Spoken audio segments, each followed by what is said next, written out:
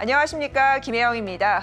자, 우리가 코로나19의 위기를 지나는 동안 공연과 예술계의 위기 또한 함께 체감했습니다. 이와 함께 최근에는 다채널과 다플랫폼 시대가 도래하면서 OTT와 유튜브, 쇼폼 플랫폼이 공연장을 위협하는 상황인데요. 자, 그러나 이러한 위기를 기회로 만든 곳이 있습니다. 세종문화회관은 다른 공연장에서는 시도하지 않았던 다양한 시도를 통해 변화를 이끌고 있습니다. 대중들과 소통하고 더욱 가까이 다가가면서 지난해에는 역대 최고 수익까지 기록했다고 하는데요. 자, 오늘은 세종문화회관의 안호상 사장과 함께 우리나라의 공연 예술의 가능성과 나아갈 방향에 관해 이야기 나눠봅니다.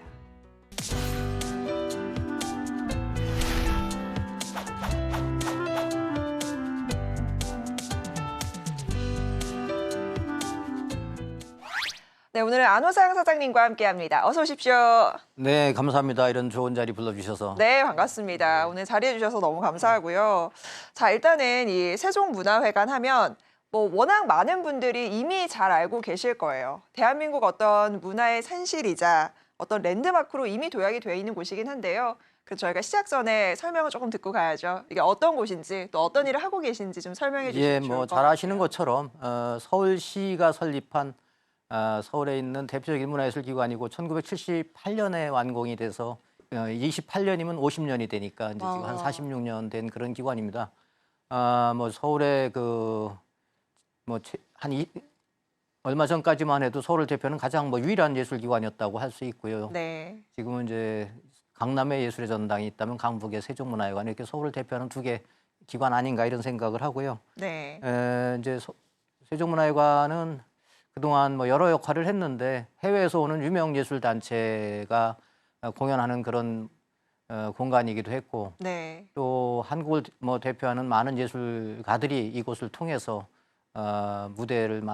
이 세종문화회관의 무대를 통해서 자기의 예술적 기량을 보여줬고 또 해외로 진출하는 그런 발판으로 역할도 했고 또 그 세종문화회관에는 자체 예술 단체가 한 지금 7개 정도 단체가 있습니다. 각 네. 장르별로 그 예술 단체들의 홈으로서의 또 역할을 하고 있고 예를 들면 지금 어떤 게 좀 있죠? 시립 오페라단, 시립 무용단, 아. 시립 국악관현악단, 시립 네. 합창단, 시립 극단, 시립 뮤지컬단이 있고 최근에 네. 시립 발레단이 새로 창립이 됐습니다. 아유, 축하드립니다. 또 그 외에 이제 소녀 합창단이라든가 청소년 국악관현악단이라든가 이런 또 청년 단체 그런 단체들의 홈으로서 또 저희가 역할을 해야 되기 때문에 최대한 좋은 작품을 만들 수 있도록 제작 기반을 플랫폼으로서의 또 역할을 해야 되는 그런 극장이라고 보시면 되겠습니다.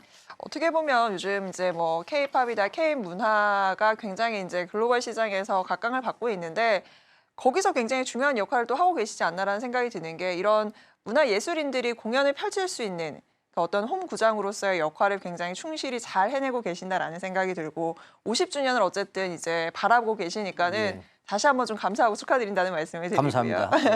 자, 근데 우리 사장님이 이력을 조금 보면 예. 저도 사실은 전공과는 무관한 일을 지금 하고 있습니다만은 네. 본래는 정치 외교학을 전공하셨다고 해요. 예. 근데 사실은 이 문화예술계라고 저희가 딱 떠올리면 진입 장벽이 굉장히 높게 느껴진단 말이에요. 그래서 이렇게 비전공자가 어떻게 이쪽을 대표하는 지금 인물이 되셨을까? 이게 참 궁금하더라고요. 어떻게 처음에 몸을 담게 되신 거예요? 이제 금년으로 40년이 되는데요. 제가 이 분야에서 일을 한 지가 네. 1984년에 대학을 졸업하고서 이런저런 그 진로를 고민하던 중에 우리나라 최초의 예술의 행정요원을 찾습니다. 이런 그 공고문을 보고 그 우리나라 최초란 말하고 또 서초동 일대 아직 완성되지 않은 새로운 그 아트 컴플렉스를 건립한다라는 얘기를 들으면서 뭔가 처음 시작하는 일, 새롭게 시작되는 공간, 또 새로운 직업 이런 것에 대한 호기심이 생겨서 저희 그게 예술의 전당인가요, 혹시?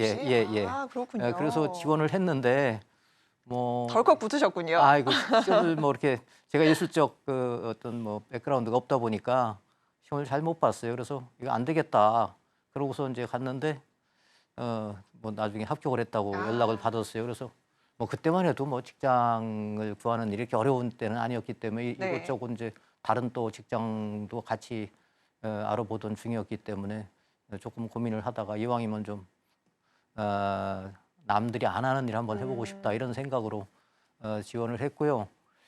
뭐 얼마간 하다가 그만두면 되지 뭐 이런 생각을 하고 했는데 네. 이게 지금까지 하는 저희 평생 직업이 됐네요. 자, 이렇게 예술의 전당 건립부터 참여를 좀 하셨고요. 뭐 국립극장, 서울문화재단 등을 거쳐서 지금의 세종문화회관까지 사실은 국내 주요 문화기관들을 모두 거치셨습니다. 아무래도 이런 다양한 경험과 활동들이 세종문화회관을 이끈 어떤 자산이 되지 않았을까라는 생각이 좀 들어요. 예, 뭐 예술의 전당에서 제가 한 20년 넘게 23년 일을 했고 그다음에 서울문화재단 5년, 국립극장장으로 7년 뭐 이렇게 각 기관마다 일을 했는데 다 뭐 일반인들이 보시면 다 예술기관이구나라고 똑같은 기관이구나라고 생각하실 수 있는데 특성이 다 다를 것 같아요. 또 뭐 일하는 사람의 입장에서 보면 성격이 다른 같은 극장이라 하더라도 성격이 다른 극장이다. 뭐 극장만 놓고 봤을 때 지금 일하고 있는 세종문화회관과 제가 여기 오기 직전에 일했던 국립극장 그다음에 예술의 전당은 서로 완벽히 다른 기관입니다. 네. 그러니까 말하자면 예술의 전당은 그 밖에서 콘텐츠를 공급받아서 유통을 하는 기관이라고 보시면 되고 좋은 시설을 만들어서 좋은 하드웨어를 가지고 국내 또는 해외에 아주 그 최고의 그 예술 단체들을 예술가들을 초청해서 최고 수준의 그런 작품을 보여주는 곳이라고 보시면 되고 네. 국립극장은 우리 한국적인 예술을 만들기 위해서 한국의 정체성을 보여줄 수 있는 그런 공간이기 때문에 뭐 국립창극단이라든가 국립무용단이라든가 국립국악관현악단 우리가 갖고 있는 국립극장이 갖고 있는 단체를 통해서 한국을 대표하는 예술을 만드는 그런 곳이라고 뭐 봐야 될 것 같고요. 이제 세종문화회관은 말하자면 그 두 기관의 성격을 같이 섞어놓은 듯한 그런 기관이라고 보시면 될 것 같아요. 뭐 대형 3,000석이 넘는 극장으로 세종문화회관이 대표되는데 이곳에서는 뭐 아주 대형 뮤지컬을 한다든가 또 대형 콘서트를 한다든가 좀 그 규모가 있는 그런 공연들을 주로 수용을 하고 있고 또 그동안 그러니까 예술전당 콘서트홀이나 이런 것들이 생기기 전까지는 해외 유명 단체가 들어오면 다 세종문화회관에서 그동안 맞아요. 공연을 했고 뭐 국립 해외의 그 영국의 로열 발레라든가 로열 오페라라든가 뭐 이런 단체들이 다 사실 처음에 한국에 오면은 다 세종문화관에서 그동안 공연했죠.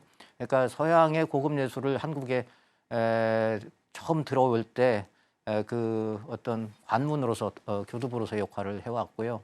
또 아까 말씀드린 대로 국립극장처럼 세종문화회관에도 7개의 예술단체를 가지고 있으니까 이 단체의 어떤 자체적으로 제작된 그 콘텐츠를 또 무대에 올려야 되는 그런 책임과 그런 역할을 하고 있는 그런 기관이다 보니까 세종문화회관으로서의 그 독특한 그 세종문화회관만의 이제 성격이라는 것이 어쩌면 국립극장과 예술전당을 이렇게 합쳐놓은 것 같지 않을까, 네. 섞어놓은 것 같지 않나 이런 생각을 해봅니다. 기관에서의 뭐 제가 일했던 경험이 여기서 같이 여기저기에 일을 하면서 예전의 그 어떤 경험과 기억들을 가지고 다시 되살려서 일을 하고 있습니다. 어떻게 보면 뭔가 예술의 놀이터라는 생각이 좀 드는데 지금 또 보면 다양한 행보를 하고 계시지만 대중들과 좀 소통할 수 있는 공연과 전시를 굉장히 열심히 기획을 하고 계신다라고 합니다. 뭐 대표적으로 떠오르는 게 여우락 페스티벌이라고 여러분들 혹시 들어보셨는지 모르겠어요. 그러니까 전통음악과 관련해서 한국의 전통음악 하면 떠오르는 굉장히 주목받는 축제 중에 하나라고 합니다. 이게 한국의 전통음악인들과 대중음악을 연결하는 그런 가교 역할을 좀 하면서 당시에 굉장히 이 기획이 획기적이다, 기발하다 뭐 이런 평가를 좀 받았다라고 해요. 또 진두지휘를 하셨다고요. 예, 뭐 제가 국립극장에 있으면서 이제 여러 그 제가 가기 전에 있었던 많은 뭐 프로그램들이 있었는데 네. 조금 집중을 해야 되겠다 생각을 해서 국립극장에 있는 3개 단체 중심의 제작극장으로서였던 그 국립 레퍼토리 시즌을 이제 처음 런칭을 했습니다. 그러고 나서 조금 이게 이제 아무래도 처음에 이제 국립 레퍼토리 시즌 그러면 이제 창극하고 한국무용하고 국악 중심이다 보니까 젊은 관객들하고 소통할 수 있는 게 그때로서는 마땅치 않겠다 싶어서 네. 이제 좀 한국 젊은 국악인들과 타 장르와 같이 뭔가 콜라보할 수 있는 그런 무대를 좀 획기적으로 키워보겠다 이런 생각을 보다가 이제 여우락 페스티벌을 좀 확장을 시켰는데 그게 반응이 좋아서 대중적인 요소를 굉장히 잘 가미했던 걸로 굉장히 평가를 받았던 걸로 기억을 해요. 예, 뭐 좋은 예술가들이 그만큼 뭐 넘쳐나니까 이제 그런 분들을 그 해의 어떤 주제에 맞게 잘 서로 뭐 콜라보할 수 있는 조합을 만들어서 공연을 만들었는데 그 공연들이 대부분 다 관객들한테 좋은 반응을 얻었던 것 같고요. 뭐 여름에 거의 한 달 가까이 진행을 했는데 대부분의 공연이 매진되고 와. 또 이 무대가 이제 젊은 아티스트들한테는 뭐 다 서고 힘의 싶은 장이에요, 예, 예, 다 그죠? 서고 싶은 꿈의 무대가 되고 그러면서 이제 소문이 나고 또 이 무대에서 같이 만난 아티스트들이 뭐 국내만이 아니고 해외로도 진출을 하는 어. 기회가 되고 뭐 이런 그 여러 가지 역할들을 했던 것 같습니다. 그래서 사람들이 기억해 주시고 또 네. 지금까지도 뭐 한국을 대표하는 여름 축제로 특히 국악 베이스의 한국 전통 베이스의 어떤 그런 현대 예술을 담고 있는 축제로 이렇게 알려지고 있는 것 같습니다. 어떤 이 한국 전통 음악이라고 하면 사실 말씀하신 대로 젊은 층들이 뭔가 소통을 하거나 다가서기 좀 어려울 수 있는데 그걸 대중적 요소를 가미하시면서 이제 콜라보를 하고 실질적인 성과도 나시면서 굉장히 선순환 구조를 좀 이루시지 않은 게 아닐까라는 생각이 좀 들고요. 이와 함께 또 눈여겨보는 게 싱크넥스트라는 기획을 하셨다라고 합니다. 요거는 어떤 뭐 기획인가요? 조금 어떻게 보면 비슷한 맥락인데 이제 그 세대별로 보면 제가 이제 국립극장에 갔을 때 기존의 창극이나 한국무용의 관객이 주 관객이 좀 올드한 분들이 연령대가 이제 좀 관객 있으시죠. 주 관객층이 그러다 보니까 좀 균형을 생각해서 그보다는 조금 그 다음 세대 그러니까 말하자면 뭐 X 세대, M 네. 세대를 타겟으로 좀 프로그램을 했다면 여울학이 지금 저희가 세종문화회관에서 하고 있는 싱크넥스트는 타겟으로 보면 M세대, Z세대, G세대 정도가 아닐까 이렇게 생각을 하고요. 네. 뭐 아까 말씀드린 대로 전통 국악 중심의 어떤 콜라보가 여울학이었다면 여기는 좀 더 비주류 예술가들을 좀 중심으로 해서 좀 컨템포러리한 그런 공연들을 실험적인 작품을 지금 선보이고 있고 그래서 우리의 차세대 싱크넥스트라고 하는 게 이제 미리 그 보여주는 다음 시대를 그 예측하게 해주는 그런 프로그램들이라고 생각하고 지금 이 페스티벌을 진행하고 있습니다. 저도 좀 관심을 가지고 봐야겠다라는 생각이 드는데 제가 보니까는 앞서 제가 축하를 드렸어야 되는데 못 드린 게 있더라고요. 작년에 그러니까 지난해 2023 대한민국 국가 브랜드 대상을 수상하셨다고 합니다. 늦었지만 축하드린다는 말씀을 드리고 사실 이상이 굉장히 뜻깊은 게 40년 정도 지금 문화예술계에 몸을 담아 오셨다라고 하셨는데 그 공로와 노력을 좀 인정받은 결과가 아닐까라는 생각이 들어요. 당시에 수상하셨을 때 소감이 좀 어떠셨어요? 예, 뭐 이게 문화예술 분야가 사실 뭐 이게 일반 대중들의 관심이 그렇게 높은 분야는 아닌데 관심을 가져주신 거에 대해서 고맙게 생각하고 네. 또 이제 제가 국립극장부터 지금 세종문화회관 와서 하는 작업 중에 한 흐름이 우리 전통을 기반으로 이 전통을 조금 대중들한테 지금 이 시대 사람들한테 특히 젊은 세대들하고 같이 소통할 수 있는 그런 콘텐츠로 새롭게 바꾸는 작업을 하고 있는데 뭐 그런 작업들에 대한 좀 뭐 평가를 받았다. 그러니까 그렇게 네. 생각하면 더욱더 저로서는 보람을 느끼게 해주는 그런 상이 아니었나 이렇게 생각합니다. 어떤 이제 한국의 전통적인 문화나 공연들이 명맥을 이어가기가 사실 쉽지 않을 수 있는데 그 명맥을 이어가는 데 있어서 좀 굉장히 큰 가교 역할을 해주신 게 아닐까라는 생각이 들어서 더 예, 뜻깊으셨을 것 네, 같아요. 그렇습니다. 지금 40년 정도 이제 전문 예술 경연인으로 활동하고 계시는데 그동안 뭐 힘든 일도 있으셨을 거고요. 뭐 보람찬 일도 있으셨고 다양한 기억들이 좀 스쳐가실 것 같은데 그래도 우리가 좀 보람된 기억을 꼽아보자면 어떤 기억이 좀 떠오르세요? 공연 예술 뭐 이런 문화예술을 한다는 게 사실 특히 이제 새로운 시장을 우리가 이게 관객의 반응이 있을까 이렇게 늘 두렵죠. 그리고 네. 저는 원래 소심하고 또 좀 겁도 많은 그럼 사람이라 전혀 그래 예, 보이시지는 예. 않는데. 예. 그런데 그럼에도 불구하고 어떤 작품을 새로 만들어서 무대에 올렸을 때 그 관객들이 뜨겁게 반응해주고 할 때 이제 제일 보람을 느끼고요. 제가 99년에 처음 우리나라에서 말러 전곡 시리즈라는 걸 시작을 했는데 네. 4년간 장기 프로젝트로다가 굉장히 예, 기네요. 예, 그 공연이 처음에는 뭐 한 300~400명밖에 안 오던 관객이 10회에 걸쳐서 말러 10번까지 공연하는 중에 4년간 공연하는 중에 이제 점점 갈수록 붐이 일어서 마지막 회에는 전회가 다 매진되는 그런 성과를 보였고 너무 그게 예, 뿌듯하셨겠어요. 예, 그 이후에 이제 우리나라에서 다 말러가 이제 엄청 아주 보편적인 모든 오케스트라들이 연주하는 레파토리가 되고 했는데 그 공연을 하기 전에 사람들이 전부 다 잘 안 된다 이걸 해서 그러니까 뭐 반대의 목소리가 좀 지금 많았네요. 아직 시기상조다. 그러니까 그런 얘기를 들으면서 되게 이제 걱정을 두려움이 컸는데 네. 그 반전을 한 거죠. 이제 그 결과가 좋았으니까. 네. 뭐 말하자면 그런 것처럼 그럴 때 아마 큰 보람이 있는 것 같고요. 제가 이제 국립극장에서는 아까 말씀드린 대로 창극이라고 하면은 뭐 이게 대중들한테 별로 알려지지도 않고 이제 뭐 심청가니 춘향가니 흥부가니 이런 것들만 그러니까 그냥 우리 전통이니까 소중한 것이라고 생각은 하지만 그렇다고 내가 꼭 거기 보고 싶다든가 이런 생각은 맞아요. 별로 호기심은 안 생기는 그런 어떤 영역이었던 거 아닌가 싶거든요. 그래서 재미적인 요소가 예, 조금 예. 빠져 있는 예, 경우도 예. 있었죠. 그 부분을 이제 좀 더 대중들한테 일반인들한테 특히 젊은 관객들한테 가깝게 할 수 있는 방법이 없을까라는 고민을 하다가 뭐 제가 이제 동시대 창극이라는 어떤 캐치프레이즈를 가지고 뭐 서양 고전을 가지고 메디아나 뭐 트로이 여인들 같은 그리스의 그 비극을 가지고 창극화 시킨다든가 뭐 영화 패왕별이로 유명한 그런 작품을 우리 그 창극으로 만들기도 하고 또 창작 창극으로 저희들이 뭐 변강세 점찍고 옥녀라는 작품을 창작을 했는데 그런 것들이 반응이 좋아서 뭐 국내뿐만 아니라 해외에서도 지금 아주 인기 있는 장르가 됐고 뭐 제가 세종문화회관에 온 뒤에 만들었던 일무라는 한국 무용도 저 뉴스에서 봤습니다. 예, 되게 예. 뿌듯하더라고요. 예, 저도 예. 대한민국의 한 국민으로서. 예, 그렇듯이 이제 해외에 가서도 좋은 반응, 뭐 뉴욕 링컨 센터에서 전에 매진되는 그런 기록을 세우기도 했지만 그 공연에 대한 반응이 엄청 뜨거워서 그런 것들을 볼 때 이제 우리 전통이 그냥 그 과거의 예술로 머물지 않고 지금 이 시대와 함께 소흡하는 그런 동시대 예술이 됐다는 점에서 제일 보람을 느끼고 그 역할을 그러는데 조금이라도 제가 역할을 했다는 거에 대해서 즐겁게 기쁘게 생각을 합니다.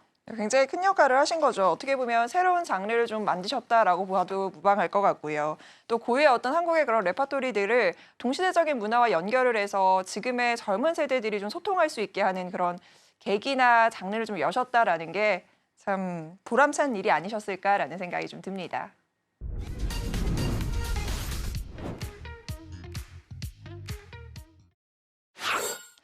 자, 이제 공연 예술은 OTT와 쇼폼 그리고 유튜브 등과도 경쟁을 해야 하는 그런 시대에 놓이게 됐습니다. 자, 과연 어떻게 경쟁을 해야 할 것인지, 그 변화의 올바른 방향은 무엇인지 이런 부분들 하나하나 좀 짚어볼까 하는데요. 사실 그 해답은 지금 세종문화회관에서 보여주고 있는 그동안의 파격적인 변화에 주목해 본다면 답을 좀 찾을 수 있지 않을까 싶습니다. 지금 공연이나 예술의 변화의 중심에서 있습니다. 세종문화회관과 관련된 이야기들 조금 더 나눠보도록 할게요. 자, 지금도 보면요. 이 세종문화회관이 어떤 위기에 있어서 굉장히 과감하게 시도들을 하고 있습니다. 위기를 기회로 바꾸기 위한 다양한 시도들을 하고 있다라고 하는데요. 자, 어떤 변화들을 좀 펼치고 계세요? 뭐 과거에 이제 오프라인에서 모든 콘텐츠가 경쟁하던 시절에는 뭐 예술 이게 특히 이런 그 커다란 그 시설을 갖춘 그 공연장들이 당연히 이런 콘텐츠의 주인공이었죠. 그죠? 근데 이제 뭐 영화 산업이 이제 20세기에 이제 뭐 주류 산업으로다가 엔터테인먼트 산업으로다가 부상을 했고 그 후에 이제 온라인 콘텐츠들이 등장하고 하면서 이제 저희가 경쟁해야 될 이제 그 대상들이 아주 다양해지기도 했고 아주 더 센 경쟁자를 네. 만나기도 했고 더 자극적인 그런 콘텐츠들이 많이 나오고 있고 그런 가운데 최근 들어서는 뭐 이제 물건을 팔던 백화점도 이제 경험을 파는 맞아요. 새로운 어떤 그런 그 트렌드들이 만들어지고 있잖아요. 사람들이 사진 찍기 위해서 이제 호텔을 가고 맞습니다. 뭐 어디 인증샷 명소로 백화점을 떠오르죠. 가는 것도 뭔가 거기에서 자기의 그 경험을 남기기 위해서 백화점을 찾기도 하고 지금 이런 시대가 됐기 때문에 맞아요. 대표적인 경험제라고 하는 게 이 공연 예술이었는데 이건 뭐 이게 물건을 소유할 수 있는 게 아니고 자기가 경험하는 기억을 저희가 사기 위해서 돈을 지불하는 거잖아요. 그런데 네. 그런 그 상품들이 이제 세상에 널리게 된 거죠. 그러니까 이제 그런 상품과 경쟁해야 되고 특히 가장 뭐 소비 성향이 강한 파워 소비 계층이라고 그래야 되나요? 뭐 소비 권력이라고 그래야 되나요? 네. 젊은 세대들이 점점 더 그런 그 상품에 온라인 콘텐츠에 더 가까이 가고 있고 하니까 저희들이 외면받을 수 있다, 어쩌면 버려질 수 있다 이런 소외될 수 위기의식을 있죠. 느끼고 있고요. 그러다 보니까 저희들도 이제 적어도 이게 낯선 곳이 돼서는 안 되겠다, 잊혀지는 곳이 돼서는 안 그렇죠. 되겠다는 그런 생각이고요. 그래서 지금의 어떤 그런 소비 트렌드에 맞는 어떤 그런 상품, 우리가 늘 만드는 상품도 어떤 시대적 요구에 맞는 그런 상품으로 어떻게 좀 모양을, 포장을 뭐 이렇게 좀 유통 방식을 좀 바꾸는 게 어떨까 이런 생각을 해서 이런저런 시도를 해보고 있는데, 그중에 이제 저희들이 구독 서비스라는 걸 이제 뭐 이번에 한번 이제 소개를 해서 상품을 네. 내놨는데, 아주 뭐 초기 반응이 너무 뜨거워서 저도 맞아요. 놀랐습니다. 아니 네. 실은 저도 네. 그거 했어요. 아, 그러셨어요? 네, 그러니까 네. 처음 1차 나왔었잖아요. 예, 예. 1차 나왔을 때 예. 매진이 되고 그 예. 다음 날 그래서 추가 물량이 예, 예, 풀렸어요. 예. 그래서 저 결국 실패했어요. 못했어요. 네. 안 그래도 예. 그 얘기를 좀 여쭤보고 싶었는데 예. 첫날 준비한 물동량이 다 동나고 예, 예. 그 이후에도 사실 젊은 층, 저희 층에서 되게 회자가 많이 됐어요. 아, 예. 야, 그런 게 나왔다더라. 예. 그거 해보면 할인도 되고 예. 뭐 좋다더라 이랬는데 그 얘기 조금 예, 해주시면 예. 좋을 것 같아요. 회원제하고 크게 다르진 않은데, 이제 일단 네이밍이 다르고 또 그러니까 관객한테 선택권을 돌려주는 거고, 네. 자유를 주는 거죠. 공연이라고 하는 것이 좀 뭐 정해진 시간, 정해진 장소에 가서 꼭 공연을 봐야 된다라는 어떤 거기에 대한 부담이 늘 있는 거거든요. 그래서 그런 부분들을 조금 좀 벽을 허무는 역할을 하지 않았나, 그런 역할을 해보게 하려고 한 거고, 그래서 가격도 대폭 할인을 하고, 네. 또 패키지를 같이 장르 패키지나 이런 걸 만들었는데 그것도 거의 다 솔드아웃이 됐어요. 요즘 소비자들이 사실 현명한 소비 굉장히 예, 좋아하거든요. 예. 거기에 너무나 딱 맞는 캐치플레이를 걸어서 예. 딱 하셨더라고요. 예, 그래서 그것도 반응이 좋았고, 또 스위트석이라고 요즘 젊은 그 관객들 중에도 뭐 조금의 돈을 좀 더 내고 지불하더라도. 여러 가지 좀 다양한 차별화된 서비스를 또 원하는 그런 그 관객들이 있어서 네. 티켓 창구를 따로 해준다든가, 뭐 프로그램 같은 걸 증정한다든가, 뭐 간단한 다과나 뭐 차를 마실 수 있는 공간을 제공한다든가 이런 것들 좀 해서 프리미엄석을 만들었는데 그것도 또 반응이 되게 좋았고, 네. 최근에 이제 다시 하나 하는 게, 저희가 천원의 행복이라고 이제 그 서울 시민 누구나 그냥 아주 좀 저렴한 가격에 좋은 고급 예술을 볼 수 있는 그런 것들을 오래 운영해 왔는데, 그걸 포장을 좀 바꿔서 모든 누구나로 바꾸고 누구나 클래식이라는 새로운 네이밍으로다가 론칭을 하면서 이 가격을 1,000원부터 10,000원까지 고객이 선택할 수 있게, 네. 뭐 얼마를 내더라도 자기가 선택해서 그냥 티켓을 1,000원 내고 살 수도 있고, 좌석도 본인이 지정하고 가격도 본인이 지정할 수 있는 가격 선택제 그 상품을 새로 이번에 이제 선보였는데 좀 기대가 됩니다. 그건 이제 그거 지금 신청 받고 있잖아요. 예, 저 예. 했거든요, 사실은. 제가 그거 신청을 했어요. 했는데 이제 그게 신청해서 예. 추첨해서 예. 뽑히면 그다음에 예, 이제 예. 가격을 내가 예. 하고 좌석을 선택하고 이렇게 예, 한다고 예, 하더라고요. 예. 저도 뽑히지 않을까 지금 기대를 좀 하고 있습니다. 예, 그래서 그 뭐 가격 차별화를 우리가 제시를 하는 것보다는 그냥 관객이 자기가 이 공연이 가치를 어느 정도라고 생각하는지 판단해서 지불하시라고 이제 선택권을 이제 관객한테 이것도 준 거죠. 재밌더라고요. 예, 저도 예. 보면서. 예, 그래서 뭐 어쨌든 이제 공급자 중심이라기보다 수요자 중심의 어떤 그런 공연 문화를 만들겠다, 극장 운영 방식을 좀 시도해 보겠다, 이런 생각으로 지금 하고 있고, 말하자면 아까 말씀드린 싱크넥스트도 그런 일환이다라고 보시면 될 것 같아요. 그래서 좀 다양한 어떤 그 접근 채널을 저희가 만들어서 누구나 뭐 이런 문화예술에 대한 그 벽을 넘어오는데 이걸 장애라고 느끼지 않고 좀 접근할 수 있게, 접근성을 좀 높이겠다, 이런 생각으로 하고 있습니다. 어떻게 보면 이게 충성 고객을 확보하는 데도 굉장히 큰 도움이 되지 않을까 싶고요. 다양한 니즈에 맞는 그 판로를 지금 개척하고 계시는 상황인 건데, 또 재밌게 제가 본 부분이 이제 요즘 문화의 흐름을 주도하는 게 이제 MZ 세대 이야기 참 많이 하죠. 자, 그래서인지 MZ의 성지로 불리는 서울 성수동에 팝업 스토어를 만들겠다라는 제안도 하셨다라고 합니다. 이것도 좀 파격적인 시도로 꼽히는데, 이게 어떤 팝업 스토어로 운영이 되는 거예요? 뭐 팝업 스토어를 이제 공연계에서는 이제 처음 시도를 해보는 것 같은데, 뭐 저희가 1년간 처음에는 시즌 오픈하면서 시즌 프로그램 전체를 그 팝업 스토어를 통해서 한번 광고를 해볼까 하다가, 최근에 이제 생각을 바꿔서 저희들 7월, 8월에 있는 싱크넥스트 프로그램 위주로 팝업에서 그게 맞을 것 같아서 거기에 그 관객들의 그 주 타겟층하고 또 성수동에 오는 그 주 이제 연령대가 맞을 것 같고 해가지고 이제 그걸 중심으로 해서 뭐 우구건 작가가 이번에 이제 그 저희 싱크넥스트에 참여를 하는데, 우원 작가도 너무 유명하잖아요. 너무 유명하죠. 근데 이분이 그러니까 공연계에 접근하는 건 처음이겠죠. 아. 그러니까 공연하고의 어떤 그 접목을 시도하고 또 새로운 콜라보를 하고 또 어떻게 우국원이라는 작가의 상품이 여기서 표현될 건가 무대에서 그런 것들에 대한 그 기대 이건 전혀 아직 드러나지 않은 실체가 확인되지 않은 거니까 네. 그런 기대들을 여기에 모아놓고 한번 대중들한테 젊은 연령대 일반 뭐 인들을 대상으로 한번 저희들 상품을 소개해 보려고 시작을 했습니다. 아마 젊은 층을 공략하는 데 있어서는 굉장히 큰 성과와 효과가 있지 않을까라는 생각이 좀 들고요. 자, 그리고 세종문화회관 지금 사장으로 부임하신 이후에 가장 눈에 띄는 변화는 이게 아닐까 싶습니다. 바로 제작 극장을 지향하겠다라고 선언을 하셨어요. 그러니까 앞서서도 뭐 설명을 좀 해주셨지만 통상적으로는 어떤 해외에서 공연을 좀 가져와서 이제 운영을 하는 시스템이었다면 이제는 자체적인 어떤 콘텐츠를 개발해서 직접 제작에 나선다라는 건데 이 제작 극장을 선언하신 이유가 좀 있으실 것 같아요.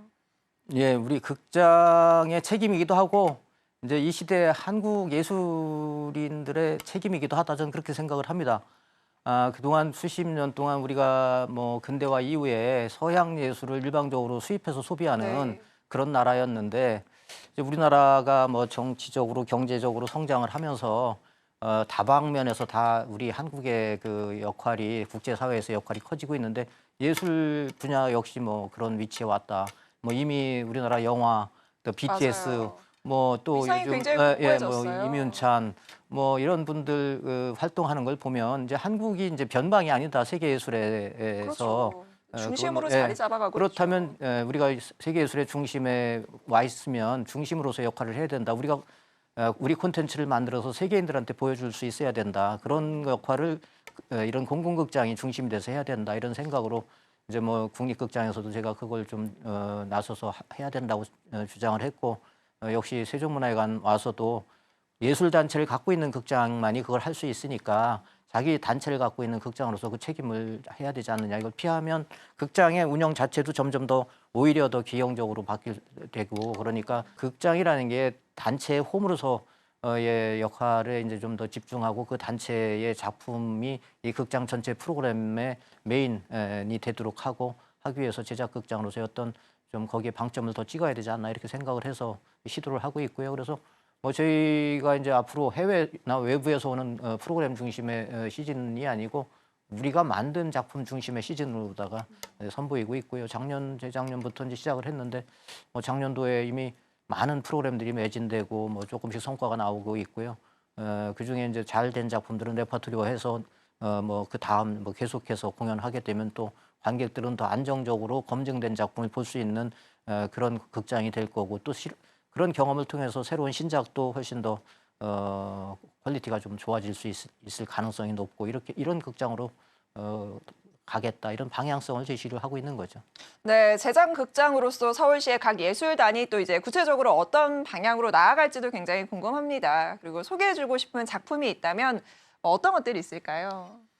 뭐 저희들이 지금 하고 했던 작품 중에 이제 재작년에 만들어서 작년에 뉴욕에서 공연했던 일무가 이제 대표적인 제작 극장으로서 만들어진 첫 레퍼토리라고 말씀드릴 수 있을 것 같고요. 네. 또 국악관현악단이 이제 뭐 만든 어떤 전통과 실험이라는 그런 레퍼토리가 아주 반응이 좋아서 계속해서 이어가고 있고 극단은 이제 뭐 번역극도 하고 창작극도 하고 하면서 이제 한국을 대표하는 어떤 그 제작 극단, 제작 극장으로서의 역할에 큰 지금 뭐 기둥으로서의 역할을 지금 해주고 있고 그렇습니다. 그래서 뭐 합창단, 국악관현악단, 무용단 뭐 이런 단체들이 중심이 돼서 오페라단도 뭐 반응이 지금 상당히 좋고 그래서 저희들이 만드는 작품들에 대한 뭐 이제 그 기대는 상당히 높아져 있는 거 아닌가, 높아져 가고 있지 않나 이렇게 생각을 하고 있습니다. 이미 어느 정도 검증이 좀 되면서 눈높이가 높아져 가고 있구나라는 생각이 들고 네, 앞서서도 이제 일무 얘기해 주셨는데 제가 당시에 봤을 때 그 뉴욕 링컨 센터인가요? 거기서 이제 예.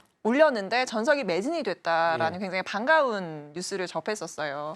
이게 보면 당시에 그렇게 찬사를 또 굉장히 받았다라고 하는데 뉴욕도 사실 문화예술의 어떤 굉장히 유명한 이제 장소로서 불리는 곳인데 그곳에서 이렇게 찬사를 받고 어떠한 그 뉴욕에 있는 사람들을 사로잡을 수 있었던 매력이라면 비결이라면 어떤 게 있을까요? 뭐 먼저 그 링컨 센터라는 기관이 미국을 대표하는 문화예술 기관이고 네. 가장 큰 뉴욕의 가장 큰 예술 기관이기도 하고 또 이전에 뭐 이제 링컨 센터가 주도해서 1년에 한 번 정도 해외 어떤 국가를 지정해서 뭐 그 나라의 예술을 중심적으로 다루는 그런 프로그램들을 해오고 있었습니다. 그래서 뭐 일본이라든가 중국이라든가 아시아 국가들도 뭐 국가를 이렇게 중심적으로 다루는 그런 뭐 별도의 위크를 운영하고 그랬는데 한국에 네. 대해서는 그동안 관심이 꽤 있어 하면서도 선뜻 나서지 않다가 이제 작년도에 코리아 아츠 위크라는 거를 썸머 포 더 시티라고 링컨 센터가 여름에 하는 축제 기간에 일주일 정도 기간을 잡아서 저희 한국 예술을 집중적으로 소개하는데 그 기간 중에 다른 공연은 다 무료로 하면서 저희 일무를 초청해서 이건 유료 공연으로 하자. 그쪽에서 그렇게 해가지고 이제 그 데이빗 코호 극장이라고 한 2,800석 정도 되는 극장을 내주어서 그쪽에서 이제 그 극장에서 공연을 했는데 뉴욕 타임스에서 전면으로다가 기사를 이 공연을 소개하는 기사를 써줬어요. 정말 뭐 이건 정말로 예상 외고 그런 그러니까 뉴욕 타임스라는 신문이 어떤 그 아직 자기네들이 보지도 않은 공연에 대해서 이렇게 쓴다는 거는 저희들로서도 참 상상하기 힘든 일인데 그러고 나서 막 이제 티켓이 팔리기 이제 막 그 불이 붙기 시작을 해가지고 공연 전에 저는 한 3일 전에 뉴욕에 갔는데 가니까 뭐 이미 그 티켓 때문에 전쟁이 벌어졌더라고요. 서로. 너무 뿌듯하셨겠어요. 예. 그래서 뭐 공연 당일 날은 안표도 뭐 이렇게 안표가 돌 정도로 안표도 인기였군요. 돌고 뭐 또 그도 그거지만 공연장에 물론 한국인 2세들도 많이 왔고 그 저 뉴욕에 사시는 젊은 관객들도 많이 왔는데 현지 그러니까 뉴요커들이 상당히 많이 왔는데 그분들의 반응이 정말 뜨겁고 막 공연 끝나고 나오는데 그 극장 관계자들이 다 참석을 해가지고 링컨 센터에 예술 감독들이나 이런 분들도 다 나와가지고 공연을 보면서 아주 뭐 찬사를 보내고 뭐 그런 경험을 하고 저희들이 참 뿌듯해서 자부심을 느낄 수 있는 그런 시간이었습니다. 어떤 이렇게 매진이라는 게 참 어떤 성적표라도 같잖아요. 그렇죠. 그렇게 네. 됐다는 게 참 해외에서도 이렇게 우리의 어떤 공연과 문화 예술이 이렇게 나날이 더 발전하고 그 위상이 높아지고 있다라는 게 굉장히 반갑기도 하고요. 자, 이거와 연관돼서 또 보면 사실 글로벌 케이팝의 인기가 지금 굉장히 뜨겁습니다. 한류의 어떤 문화를 제대로 이끌고 있는데 역으로 생각하면 이런 공연 분야에서도 이런 한류가 글로벌에서 인기를 좀 얻을 수 있지 않을까 싶어요. 이런 부분은 좀 어떻게 생각하세요? 또 확장할 수 있는 가능성이 많다고 보거든요. 예, 뭐 지금 K-팝만이 아니고 이제 순수 예술 K 콘텐츠 전반에 걸친 그 해외에서의 반응이 뜨겁죠. 네.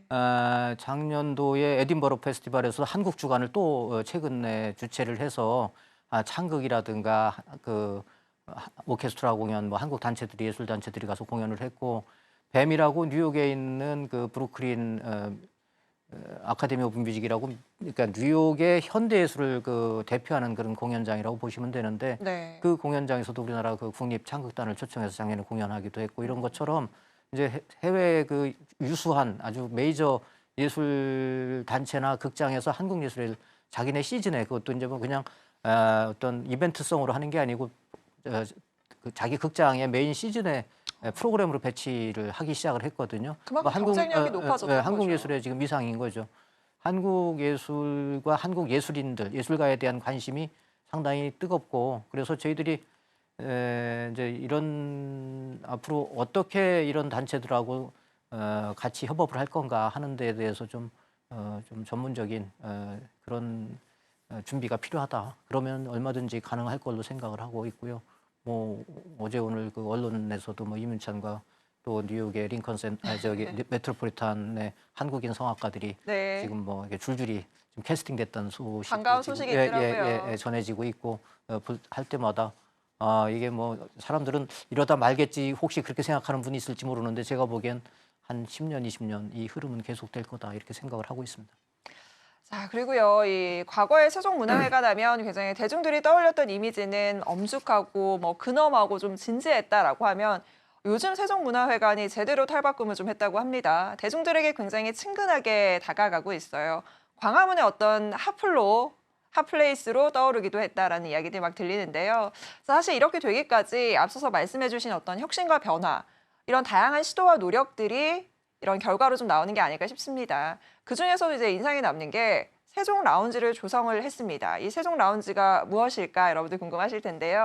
이제 1층을 개방했다라고 하는데 지금 한 1년 정도 됐죠. 그 성과나 이런 뭐 평가는 1년 좀 됐습니다. 어떻게 1년. 하세요? 작년 2월 달에 이제 문을 열어서 1년 됐는데 예, 그 반응이 생각했던 것보다 또 너무 뜨거워서 저희들도 놀래고 있고요. 기획력이 굉장히 예, 좋으세요. 예, 예. 어. 그 이제 거기가 예전에 뭐 다 아실 거예요. 그러니까 이제 주로 세종홀이라고 그래가지고 결혼식 많이 했고 네. 출판기념회 같은 거 하고 하다가 이제 그 결혼식에 따르는 좀 뭐 이렇게 시선이 별로 이렇게 이제 우호적이지 않으니까. 예, 그래서 이제 그걸 중단을 하고 나니까 이 공간 운영자가 나서질 않아가지고 그냥 주공 예, 공간으로 예, 전락을 거의 했었어요. 거의 사장된 그런 공간이었는데 그래서 이제 광화문 광장이 오픈하면서 아무래도 이제 광화문 광장을 찾는 일반 시민들의 좀 편의 시설이나 이런 것들이 필요하지 않겠느냐라는 그 당시 이제 오세훈 시장께서 그런 말씀을 하셔가지고 그럼 여기를 뭐 시민들이 좀 와서 쉴 수도 있고 또 뭐 먹고 마실 수 있는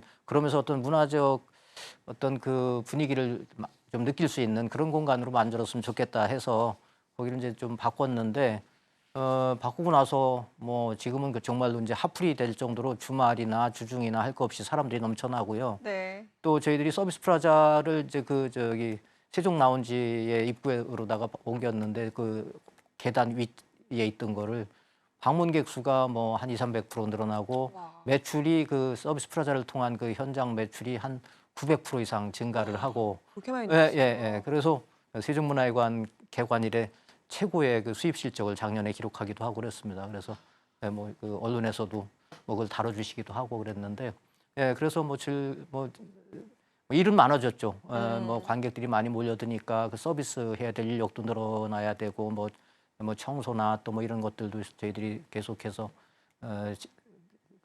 지켜야 될 그런 것들도 있고 하니까 일은 많아졌지만 즐거운 비명을 지르고 있습니다. 네.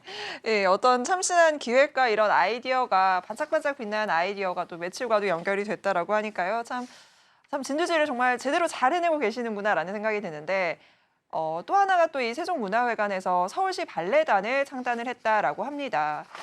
창단한 이유 그리고 또 앞으로 어떤 모습을 보여줄지 굉장히 기대가 돼요. 워낙 뭐 다양한 기획에서의 성과가 좋으셨기 때문에 여기서도 이제 목표하는 바가 뚜렷하실 것 같거든요.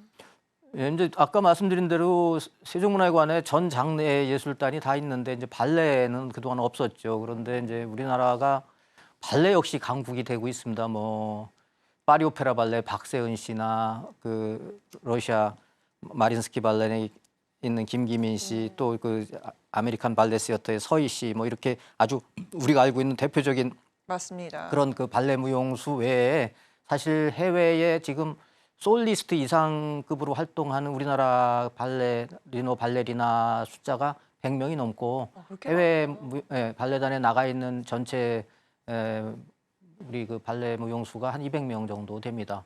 한 40~50개 정도 발레단에서 활동하는 무용수들이 국내는 뭐 이제 그 한예종을 비롯해서 대학에서 전공자들이 쏟아져 나오는데 갈 수 있는 곳이 공공발레단이라고는 국립발레단 하나 하고 광주 시립발레단이 있고요. 그리고 이제 유니버셜 발레단이 활동을 하고 있는데 이런 단체에서 1년에 뭐 새로 신규로다가 뽑을 수 있는 인력도 얼마 안 되고 그러다 보니까 이제 전부 그 자기의 그 무대를 찾아서 이제 해외로들 많이 나가고 그래서 그 오래전부터 시립발레단 설립에 대한 요청도 있고 했는데 뭐 저희들도 이제 단체가 많다 보니까 이런 그 또 극장 공간은 부족하고 하니까 좀 망설이다가 이제 서울시에서도 결심을 해주시고 해가지고 이제 작년도부터 준비해서 올 4월에 이제 첫 공연을 하고 8월에 창단 공연을 합니다. 4월에 이제 이제 창단 프리 공연으로다가 먼저 준비 공연을 먼저 하고 8월에 할 예정이고요. 뭐 저희들이 오디션을 통해서 발레 무용수들을 일부 뽑았고 그리고 이제 시즌별로다가 프로젝트별로다가 또 작품 무용수들을 뽑고 해서 계속해서 새로운 그 발레 무용수들의 어떤 등용문으로서 역할도 하고 또 해외에 나가 있는 무용수들도 국내에 또 돌아오고 싶어하는 리턴하고 싶어하는 무용수들도 꽤 있어서 그런 분들도 무대 여기에 와서 활동할 수 있는 무대가 될 것 같고 또 무엇보다 이제 발레가 우리나라 지금 대중들한테 인기가 상당히 높습니다. 성인 발레 학원이 뭐 엄청나게 많은 빠르게 지금 맞아요. 증가하고 있거든요. 네. 주변에 아마 발레 배우신다는 분들 많이 있을 거예요. 그렇듯이 발레에 대한 관심이 이제 아주 뭐 그냥 일반인들한테 폭발을 하고 있어서 그런 측면에서도 저희들은 이 발레단 창단이 의미가 있다 이렇게 생각을 하고 있습니다. 그런데다가 이번 저희가 만드는 발레단은 컨템포러리 위주의 발레를 하려고 합니다. 그러니까 그동안 있는 발레단들이 유니버셜이나 국립발레단은 이제 클래식 발레 위주의 공연을 한다면 현대적인 발레를 그래서 이용하시려고요. 뭐 지금 해외 유명 발레단들은 대체로 지금 현재 클래식 발레와 컨템퍼러리 발레의 비중이 한 5대5 정도 되는데 그동안 국내에는 지나칠 정도로 클래식 위주의 발레 공연이 되어 왔기 때문에 조금 그런 면에서 또 갈증을 느끼는 분들도 있고 해서 이제 컨템퍼러리 위주의 그런 공연을 지금 준비를 하고 있어서 또 새로운 변화, 새로운 어떤 공연 시장의 관객들한테 선택의 폭을 넓히는 기회가 되지 않을까 이런 생각을 하고 있습니다.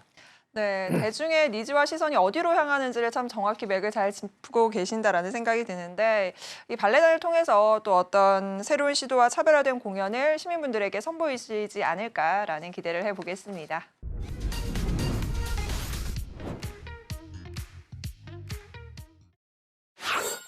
네, 시대가 요구하는 흐름에 발맞춰 변화와 혁신을 거듭해 오고 있는 세종문화회관. 앞으로 또 어떤 행보를 보여주게 될지 굉장히 기대가 되는데요. 자, 앞으로 미래에 관한 이야기를 조금 나눠볼까 합니다.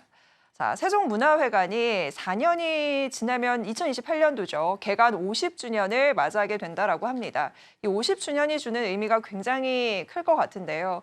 아마 다양한 변화들을 좀 준비하고 계실 것 같아요. 50주년이기도 하고 세종문화회관은 이제 서울시에서 재정적인 지원을 받아서 운영하는 서울 시민을 위한 그 문화예술 공간인데요. 네. 서울 시위가 이제 확장되고 또 서울 시민들의 문화적 욕구가 갈수록 높아져 가고 있는데 반해서 저희들이 역할이 그만큼 빠르게 확대되지는 못하는 것 같습니다. 뭐 여러 가지 이유가 있는데 세종문화회관이 시설적으로 너무 오래되다 보니까 좀 낙후됐다, 낡았다. 네, 그래서 그렇겠다. 이런 그 현대 예술을 수용하는 데 있어서는 그 당시로서는 이게 아주 최첨단의 현대적인 문화 공간이었는데 지금 와서 보면은 아주 이제 그 여러 확장을 가지가 뭐 했으니까요. 분장실도 네. 그렇고 무대도 그렇고 이제 뭐 객석도 말할 것도 없고 관객들이 또 아니면 예술가들이 이용하는데 불편함이 뭐 점점 더 크게 느껴지는 그런 공간이 돼서 이런 낡은 공간을 좀 새롭게 리노베이션 했으면 좋겠다라는 요구가 있고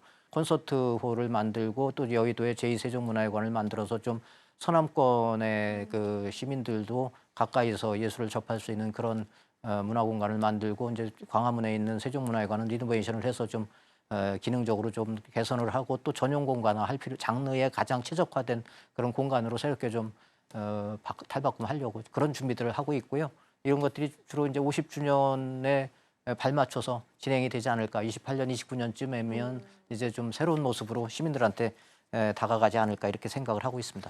어떻게 보면 소프트웨어적인 부분은 이미 뭐 워낙 여러 가지 성과를 통해서 갖추셨고 이제 예. 하드웨어적인 측면들을 예, 좀 예. 갖춰서 50주년에는 좀 네. 더 문화나 예술 이런 부분이 대중들이 좀 더 친근하게 느끼는데 어떤 발판이 되고 도움이 되지 않을까 싶고요.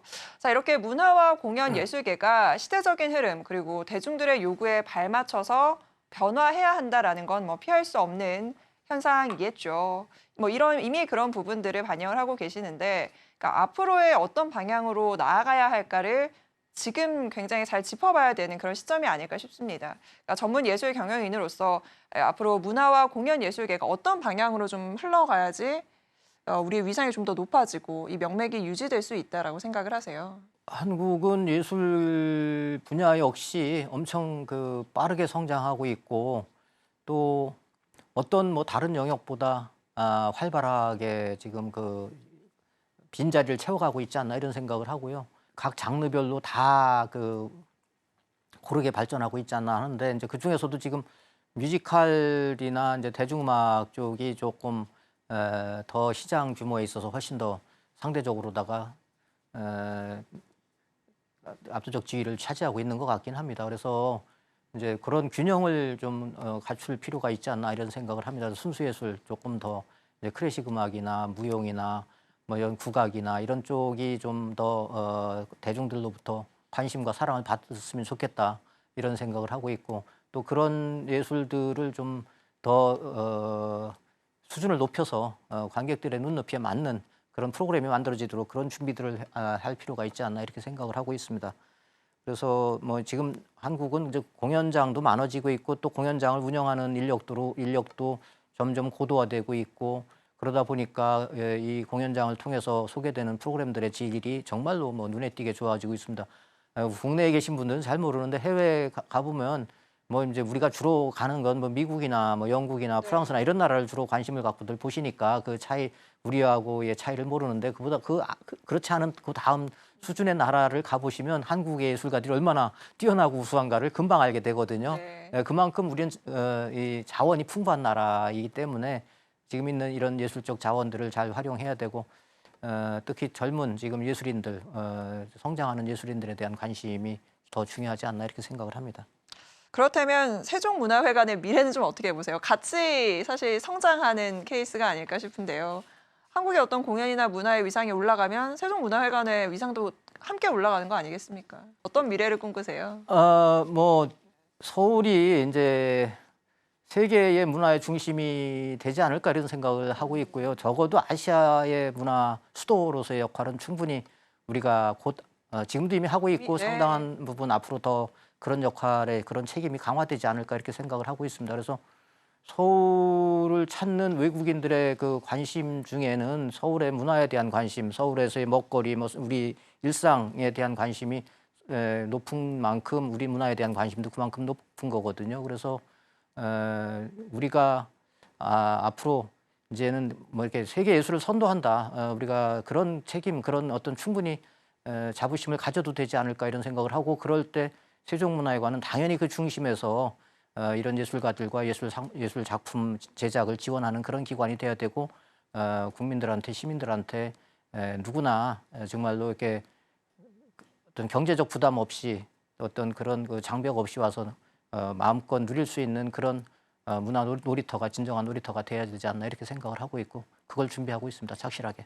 네, 지난 20세기 전에는 뭐 예를 들어서 젊은이들이 어떤 세계 공연을 보려면 뉴욕을 많이 찾았다면 이제는 21세기 이후에는 정말 어떤 아시아뿐만 아니라 다양한 이제 문화를 누리고자 하는 글로벌의 젊은 계층들이 한국 그리고 서울로 좀 찾지 않을까라는 생각이 들고요. 자, 그리고 대한민국을 이제 대표하는 예술 경영인으로서 오늘 참 많은 지난 소회도 얘기를 해주셨고 많은 계획들도 전해주셨는데 앞으로 이제 좀 더 이루고 싶은 궁극적인 목표가 있다면 어떤 게 있으실까요? 뭐 여전히 그래도 그 예술을 하는 젊은이들한테는 참 이게 현실이 어렵고 않죠. 녹록지 않다 이런 그 생각들을 다 하고 있죠. 에도 불구하고 그런 환경에서도 또 예술을 해야 되겠다는 예술 호혼을 불태우고 네. 있는 거가 또 부정할 수 없는 거고 그래서 그런 그 젊은 예술가들한테 좀 더 많은 기회와 좀 더 좋은 무대를 만들어 주는데 조금이라도 더 관심을 갖고 일을 하려고 하고요. 특히 아까 말씀드린 대로 한국의 정체성을 한국 예술의 정체성을 좀 강화하는 쪽에서 더 큰 역할을 해야 되지 않나 이런 책임감을 느끼고 있습니다.